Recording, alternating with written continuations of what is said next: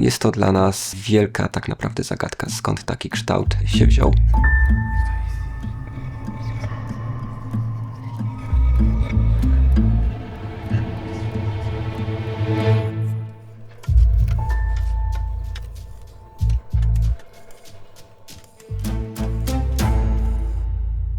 Megalit to z greckiego słowa mega wielki, litos kamień, czyli wielkie konstrukcje kamienne. Jeśli chodzi o megality stawiane w Europie, były to dolmeny, czyli wielkie grobowce, cromlechy, czyli takie konstrukcje na bazie okrągłu, oraz menhiry, czyli pionowo stawiane głazy kamienne. Te menhiry oczywiście mogły występować albo pojedynczo, albo tworzyć takie galerie, czy też aleje. Największe są zbudowane nawet z około 3000 kamieni. Jeśli chodzi o Lubelszczyznę, te grobowce budowano w czasie Eneolitu, czyli mniej więcej w okresie 3600-3500 lat przed narodzinami Chrystusa. To jest moment, kiedy one się pojawiają. Mamy dwa warianty. Są to megaksylony. One posiadają formę wydłużonego trapezu. W środku oczywiście znajdował się pochówek centralny.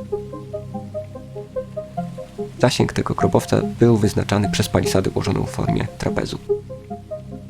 Niekiedy zdarzało się, że ta palisada była pusta, w środku była to pusta przestrzeń, natomiast niekiedy w środku znajdował się nasyp ziemny. Drugi typ konstrukcji to są konstrukcje wykonane z obstawy wapiennej i w środku tego pola grzewalnego znajdował się próg kamienny, pod którym zwykle znajdowały się groby.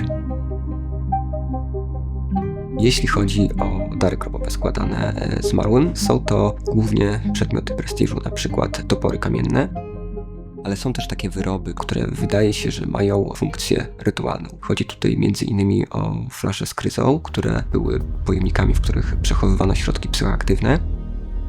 Są podobne do makówki po prostu. Są podobne do makówki. Mają baniasty brzusiec, mają taką cylindryczną szyjkę i na tej szyjce mają kryzę. Wprost nasuwa się takie skojarzenie, że to jest główka maku. I już od lat 70., a może i wcześniej, pojawiają się w literaturze pierwsze takie sygnały, przypuszczenia, że te naczynia mogły być pojemnikami na substancje psychoaktywne. Natomiast nie było badań specjalistycznych. I kilka lat temu postanowiłyśmy z panią profesor Haliną Taras poddać analizom specjalistycznym 3 flasze z kryzą i rzeczywiście, nie we wszystkich, ale w tych kilku próbkach została zidentyfikowana papaweryna, atropina i skopolamina. Papaweryna to jest alkaloid występujący w maku hodowlanym, w maku medycznym, w maku dzikim. Natomiast atropina i skopolamina to są alkaloidy występujące w tak zwanych roślinach psiankowatych. U nas to jest przede wszystkim trupia, jagoda, lulek i bieluń. Z tego wynika, że ta ludność w IV tysiącleciu przed Chrystusem miała dostęp do tych roślin, szybko się zorientowała, że one się nadają do różnych celów. No i zaczęła ekstrahować z maku dzikiego i z tych roślin psiankowatych te substancje, które służyć mogły jako lekarstwa w odpowiednich ilościach, ale także jako substancje odurzające. Nie wiemy, na ile to, i chyba nigdy się nie dowiemy, na ile to był środek powszechnie dostępny. Może był obwarowany jakimiś zakazami i nakazami, bo te społeczności też były zróżnicowane, tylko w ich obrządku pogrzebowym to się przejawia inaczej.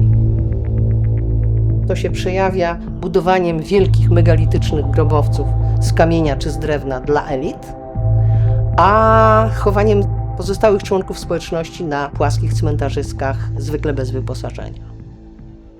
No te lubelskie są silnie rozorane, więc one musiały się nie zachować, ale ja bym to właśnie rekonstruował w ten sposób, w bardzo zbliżony sposób jak tutaj jest. Czyli z przodu mamy jakąś taką konstrukcję, pewnie palową, no bo jeśli miało to jakieś zadaszenie, to musiało być na palach. Więc wydaje mi się, że to, co tutaj widzimy, jest taką dość wierną rekonstrukcją. Mhm.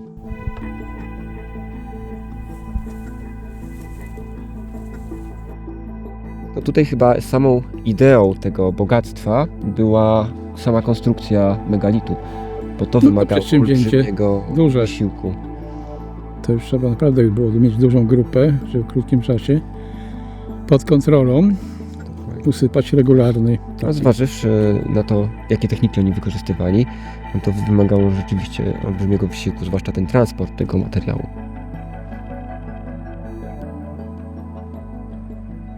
Tutaj wydaje się, że głównym celem wykonywania tych konstrukcji megalitycznych było złożenie zmarłych w grobie.